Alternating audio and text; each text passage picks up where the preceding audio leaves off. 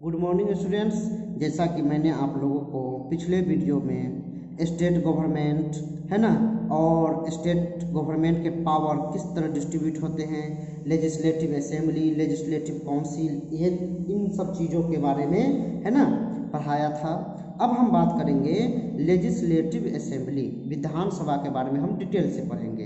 आप लोग जैसे कि पिछले ही वीडियो में पढ़े कि हमारे स्टेट में हमारा स्टेट जो है वह क्या है, बाई कैमरल है। इसमें दो हाउस होते हैं, upper house, lower house. Legislative assembly जिसे विधानसभा कहते हैं और लेजिस्लेटिव काउंसिल जिसे हम लोग विधान परिषद कहते हैं। तो इसमें हम विधानसभा के बारे में डिटेल से पढ़ेंगे। The legislative assembly is the lower house of legislature. Legislative assembly जो है वह लेजिस्लेचर का कौन सा हाउस है, लोअर हाउस कहा जाता है। The member of the legislative assembly are directly elected by the people from state constituencies, है ना।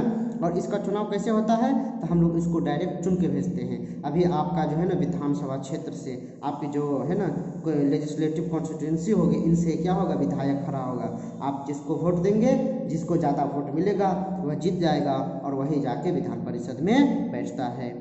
Elected member of the legislative assembly are a part of the electoral college that participated in the election of president। अब देखो जितने भी member होते हैं legislative assembly के, जितने ही मेंबर होते हैं वह सभी मेंबर क्या करते हैं, वह जब प्रेसिडेंट का चुनाव होता है, राज्यसभा का चुनाव होता है, तो उस समय वह वोटिंग करते हैं। ठीक है। The number of members of legislative assemblies varies depending on the population of states, है ना। अब देखो member of MLA member of legislative assembly जो है वह हर स्टेट का अलग अलग होता है। यह किस पे डिपेंड करता है, स्टेट के पॉपुलेशन पे। जैसे देखो भारत में according to constitution of India number of members in legislative assembly should not exceed 500 and should not be less than 60। हमारे भारत के संविधान के अनुसार हमारे जो देश है तो इसके जितने भी स्टेट है तो उसमें 500 से ज़्यादा एमएलए नहीं हो सकता है और 60 से कम भी नहीं हो सकता है। जैसे आपको गोवा, मिजोरम, सिक्किम, नागालैंड, ये 4 ऐसे स्टेट है जिसको एक्सेप्शन में रखा गया है। इसमें 60 से कम legislative MLA member of legislative assembly पाए जाते हैं और इसे हम लोग प्रोपोर्शनल रिप्रेजेंटेशन कहते हैं। ठीक है।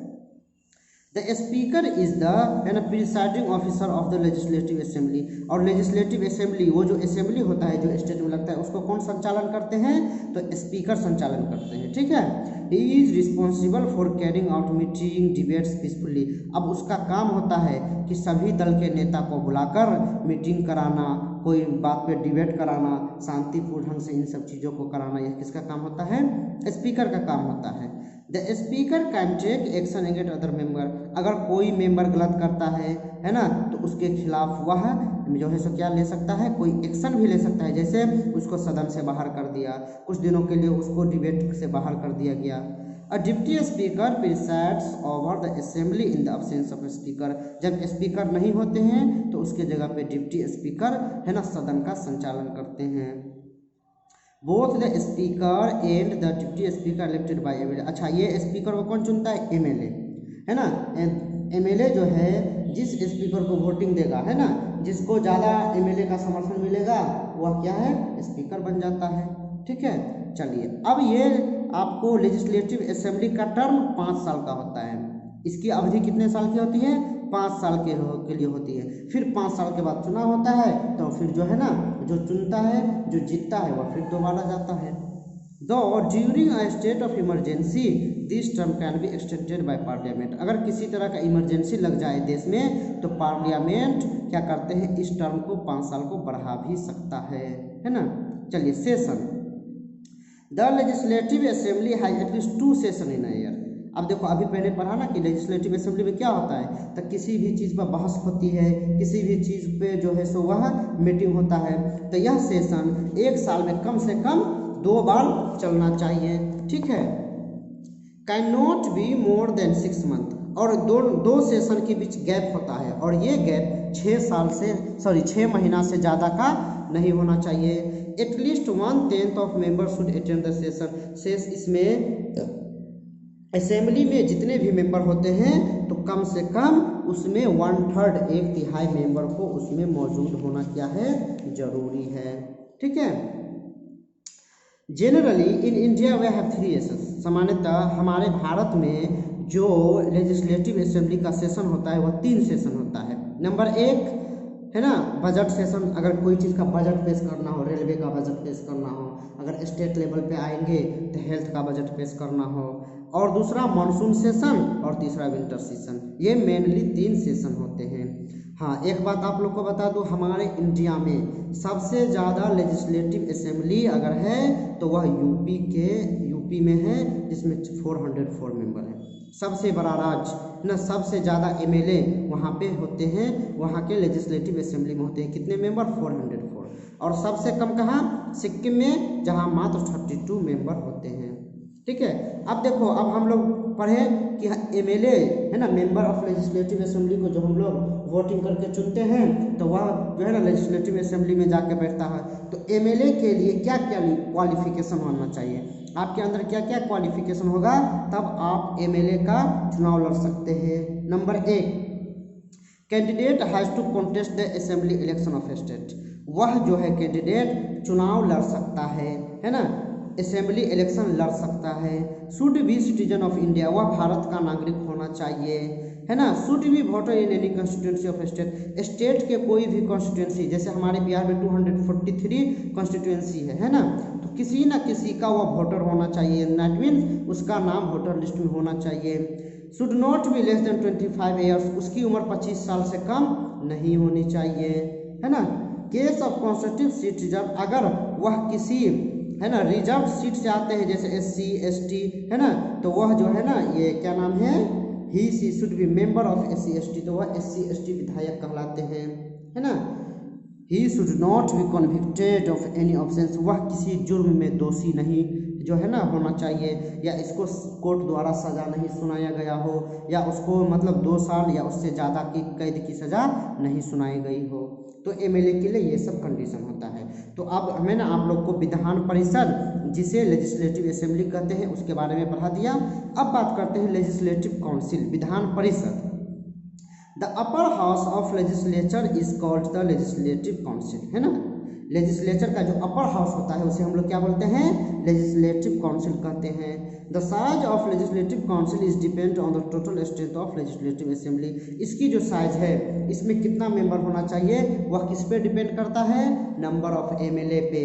जितने एमएलए होंगे उसके 1/3 को चुनकर और इस काउंसिल लेजिस्लेटिव काउंसिल में भेजा जाता है। The total number of members of legislative council should not be more than 1/3 of total length of legislative assembly। जो legislative council के total member है वह क्या होना चाहिए, है ना, एमएलए के जितने सीट है उससे 1/3 से ज़्यादा नहीं होना चाहिए, 1/3 से ज़्यादा नहीं होना चाहिए।